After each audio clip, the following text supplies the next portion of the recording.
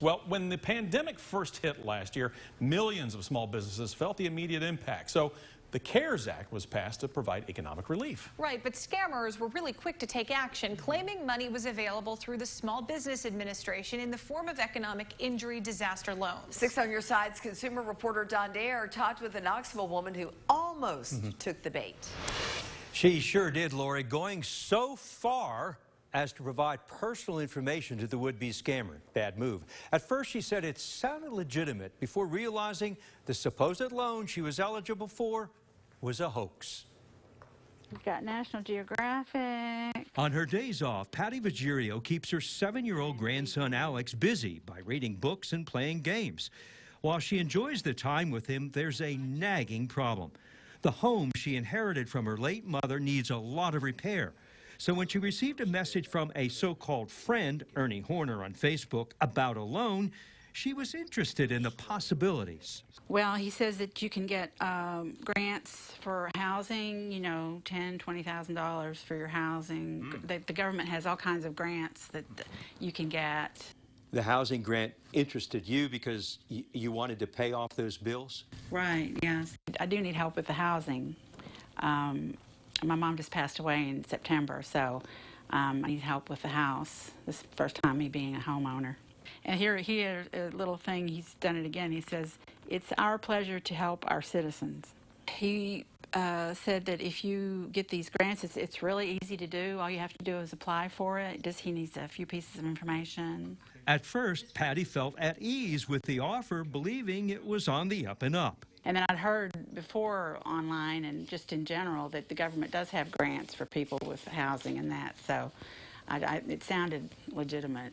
Quickly, Mrs. Vigirio got back to Horner saying she wanted to apply, and within minutes, a response arrived. You've qualified, so now you need to send the front and back of your driver's license. At that point, Patty sent pictures showing the front and back of her driver's license. Then she felt something was wrong. So that was my big boo-boo, biggest boo-boo, you might say.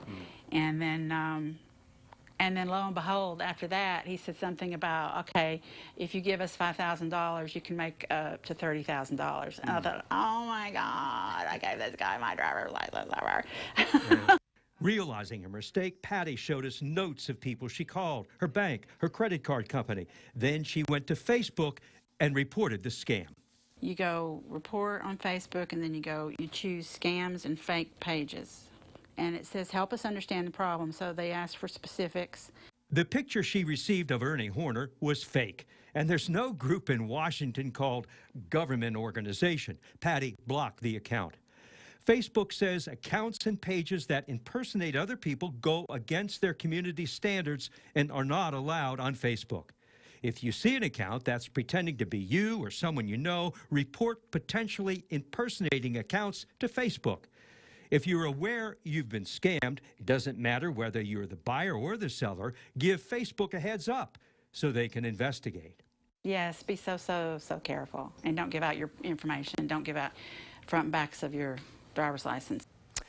Now, Patty has contacted the Driver's License Bureau, telling them what she did. She's changed her credit card information, and her bank has issued an alert watching her account for any irregularities. So far, no money has disappeared.